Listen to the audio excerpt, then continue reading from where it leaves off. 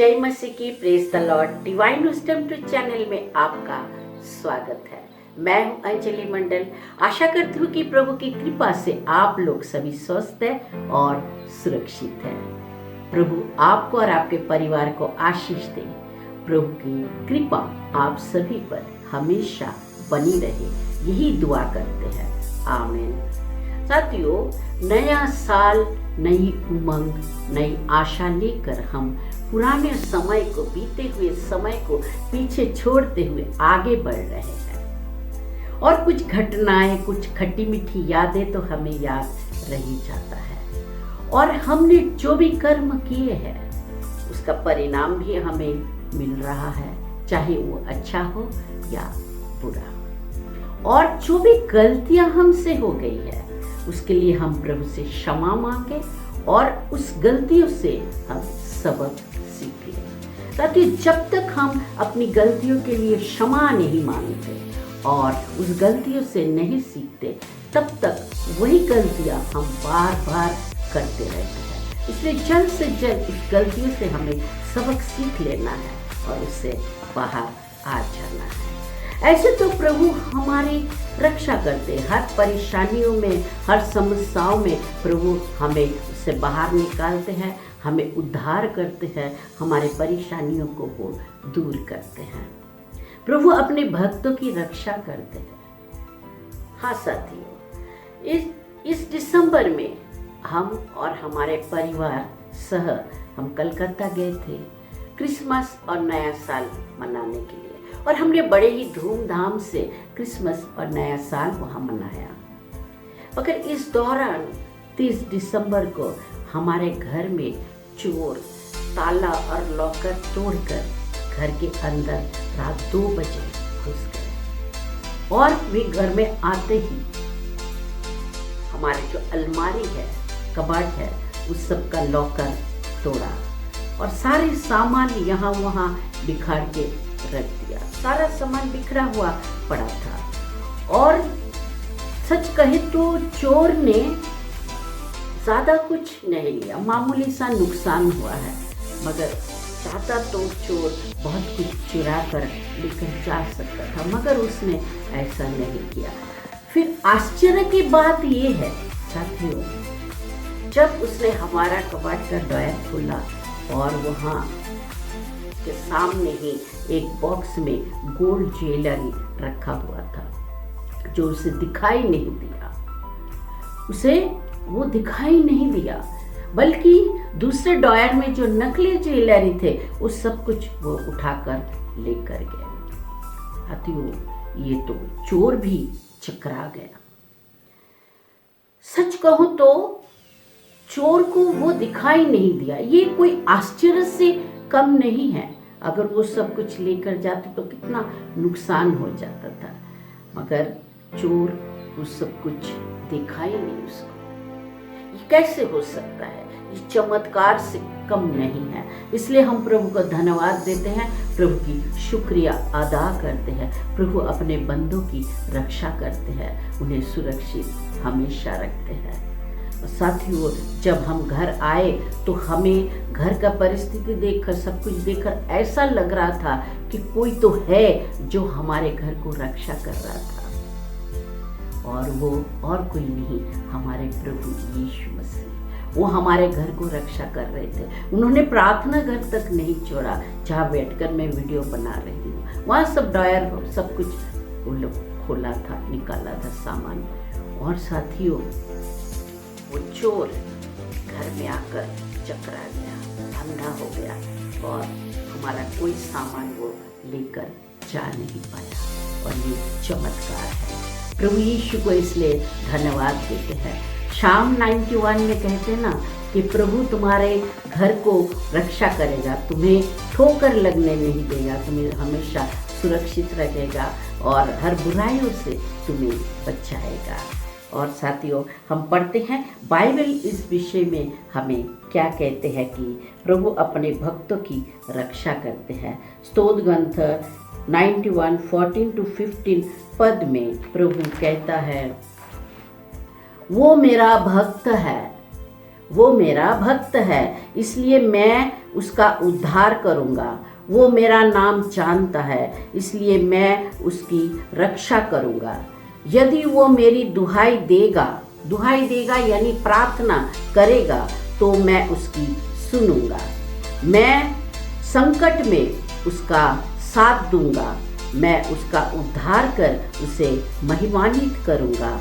आमीन। प्रभु हर समय अपने भक्तों की रक्षा करते हैं और उन्हें सुरक्षित रखते हैं।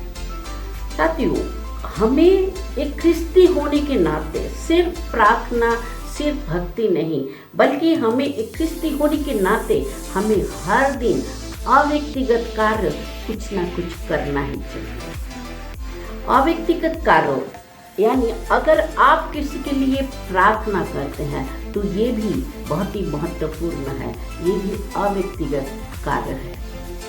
और जब हम किसी के लिए प्रार्थना करते हैं तो परमेश्वर, हम उसके लिए जब प्रार्थना करते हैं तो हम उस पर तरंगे भेजते हैं, उसे ब्लेसिंग देते हैं, और परमेश्वर हम दोनों पर तरंगे भेजते हैं।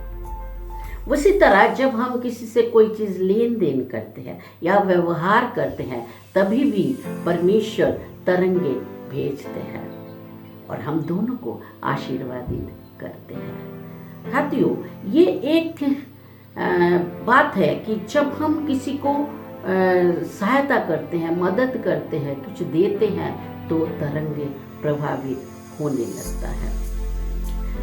अब देखिए, मेरी एक आदत है कि जब भी मैं कहीं जाती हूँ तो मेरे संपर्क में जो लोग आते हैं, जो मेरे साथ व्यवहार करते हैं या मेरे सामने से गुजरते हैं, मैं उनके लिए हमेशा प्रार्थना करती हूँ। और साथियों, जब हम कलकत्ता जा रहे थे तो ट्रेन में मेरे बाजू में एक 10-11 साल की लड़की बैठी हुई थी खिड़की के पास।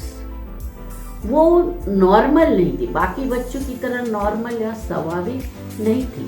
वो उसकी दादी के साथ बॉम्बे से टाटा नगर जा रही थी और उसकी दादी भी सामने के सीट पर बैठी हुई थी। और हमारे परिवार सह सामान लेकर हम नासिक ट्रेन में नासिक स्टेशन से ट्रेन में चढ़े और सामानों के साथ ट्रेन में सेटल होने के लिए थोड़ा समय गया। फिर जब मैं उस बच्ची के पास बैठी तो मैंने उससे पूछा, बेटा तुम्हारा नाम क्या है?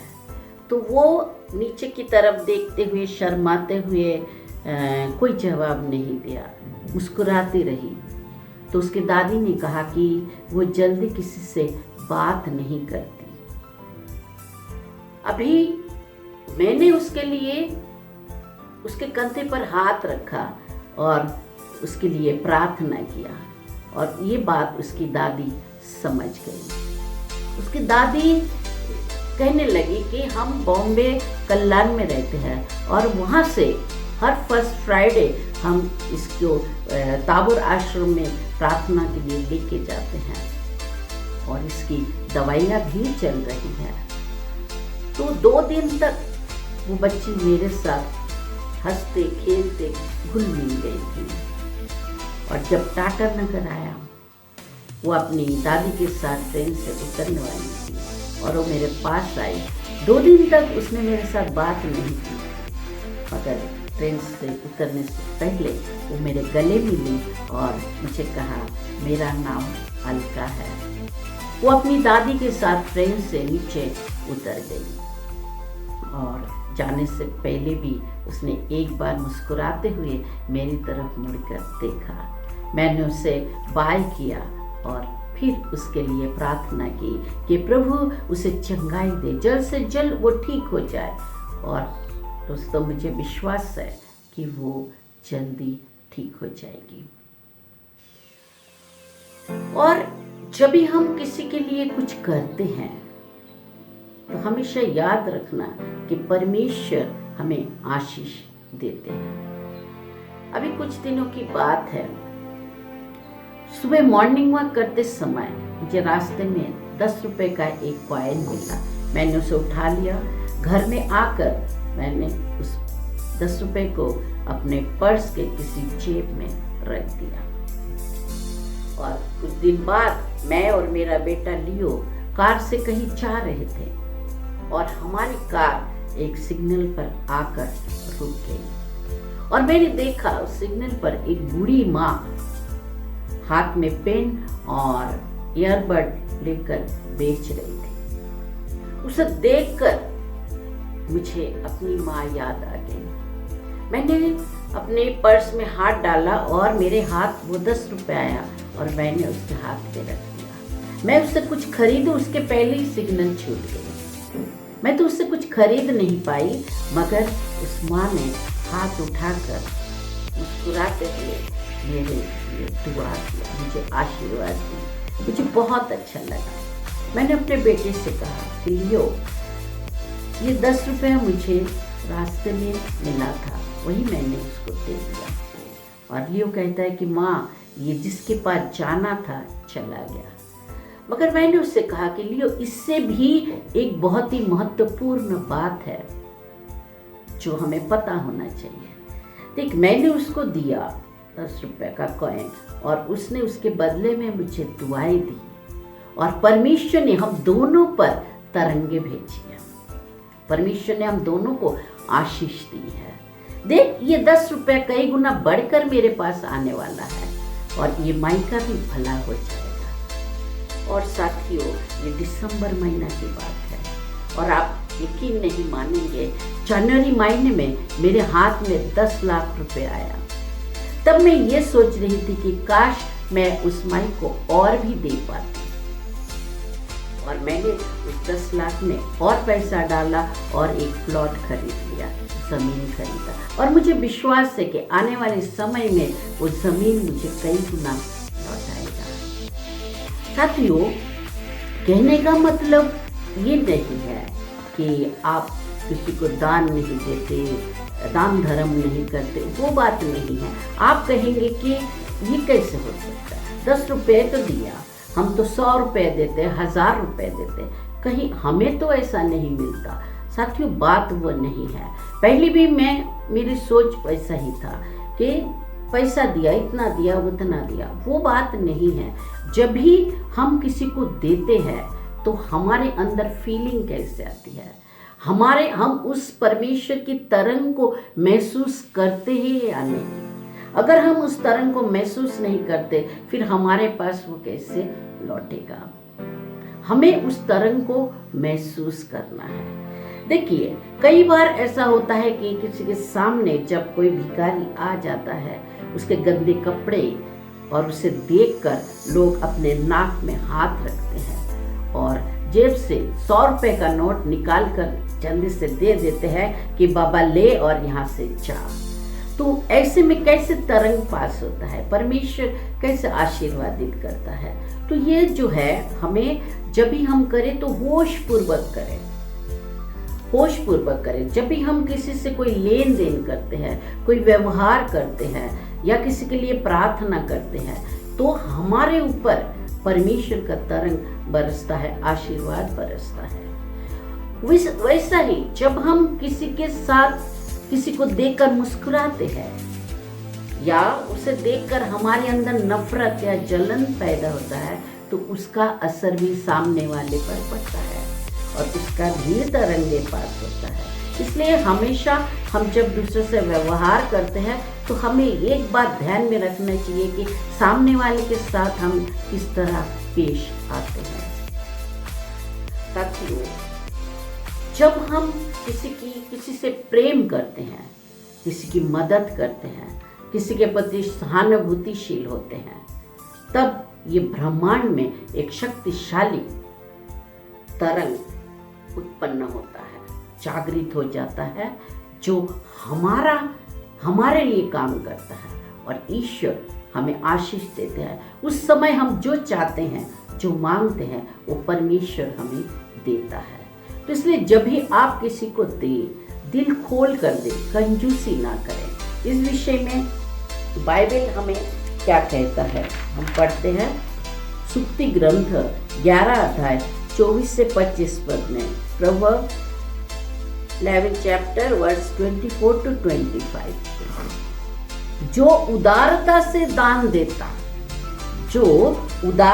दान देता वो और धनवान बनता है, जो कृपणता से देता वो दरिद्र बनता है। उदार व्यक्ति संपन्न होता जाता है, यानी वो और भी अमीर होता जाता है। तो जो दूसरों को पिलाता है उसे भी पिलाया जाएगा। आमीन, प्रेज द लॉर्ड। ये शास्त्र कहता है। और इस विषय में प्रभु यीशु मसीह हमें क्या कहते हैं? प्रभु यीशु मसीह जो हमारा प्रभु है, हमारा गुरु है, हर सवालों का जवाब उसके पास है और हर समस्या का समाधान उसके पास है। वो हमसे क्या कहते हैं? मत्ती 5 अध्याय चैप्टर 5 वर्स 40 to 41 पद में वो कहते हैं, जो मुकद्दमा लड़कर तुम्हारा कुर्ता लेना चाहता है उसे अपनी चादर भी ले लेने दो। और यदि कोई तुम्हें आधा कोस बेगार में ले जाए तो उसके साथ कोस भर चले जाओ। जो तुमसे मांगता है उसे दे दो। आमीन, प्रेज द लॉर्ड। कहने का मतलब ये है कि जो तुमसे शर्ट मांगता है उसे अपना कोट भी दे दो। जाहिर सी बात है, जिसके पास शर्ट नहीं है उसके पास कोट कहाँ से आएगा? उसने शर्ट मांग लिया, अभी कोट कैसे मांगे? हिचकिचाता है, इसलिए उसको जरूरत है, उसे कोट भी दे दो। और जो कोई तुम्हें उसके साथ 1 मील चलने को कहता है उसके साथ हो सके तो 2 मील चलो। थोड़ा ज्यादा ही जाओ, थोड़ा ज्यादा ही दो और ज्यादा ही करो। ये प्रभु यीशु मसीह कहता है। ये क्यों कहा? कि जब यहाँ शास्त्र कहता है जो उदारता से देता है वो धनवान बनता है, जो कृपणता से देता है वो दरिद्र बनता है। उदार व्यक्ति संपन्न बनता जाता है, यानी वो और भी अमीर होता जाता है। साथियों, आज का ये संदेश आपके जीवन में काम करेगा, क्योंकि जब ही आप दूसरों के लिए प्रार्थना करते हैं, दूसरे से प्रेम करते हैं, दूसरों की मदद करते हैं, उन्हें आप समर्थन करते हैं या उनके प्रति सहानुभूतिशील होते हैं, तब ब्रह्मांड में एक शक्तिशाली तरंग उत्पन्न होता है, जागृत हो जाता है, जो आपके लिए काम करता है। और तब आप जो चाहते हैं परमेश्वर आपको वो देता है। तो साथियों, आज से ही जब भी आप किसी को कुछ देते हैं तो ये बात ये ध्यान में रखिए कि आप कैसे भावनाओं से उनको दे रहे हैं। आपके अंदर प्रभु यीशु मसीह का जो करुणा, दया, प्रेम, ममता, माया जो कुछ भी है उससे अगर आप देते हैं तो परमेश्वर कई गुना आपको लौटाएगा। तो एक बात और है कि जब आप देते हैं, भले परमेश्वर को देते हैं, चर्च में आप देते हैं, तो कैसे फीलिंग में आप वो देते हैं? देना है इसलिए दे दिया, मगर वैसा नहीं है। तो मैं भी वही करती थी और तभी मुझे पैसे की तंगी बहुत महसूस होती थी। मगर जिस दिन से मैंने परमेश्वर को अपना पार्टनर बना दिया तो कोई चीज़ की कमी मुझे नहीं है। हर चीज़ में, हर विषय में प्रभु हमें संपन्न बनाना चाहता है। तो जब भी आप चर्च में दान देते हैं तो प्रभु से कहना जरूरी है कि प्रभु मैंने तुझे 100% पार्टनर बना लिया, अभी मेरा कुछ नहीं, जो करना है तू ही कर। Praise the Lord, hallelujah. तो साथियों, आज का ये संदेश आपके जीवन में काम करे। प्रभु आपको और आपके परिवार को भरपूर आशीष दे। प्रभु की शक्ति, सामर्थ्य और प्रभु की शांति हमेशा आप पर बनी रहे। इसी दुआ के साथ मैं हूँ अंजलि मंडल। हमारे चैनल को सब्सक्राइब करें और वीडियो को शेयर जरूर करें। आपसे इसी तरह से मिलते रहेंगे। तब तक के लिए इजाजत दीजिए। धन्यवाद, शुक्रिया, जय मसीह।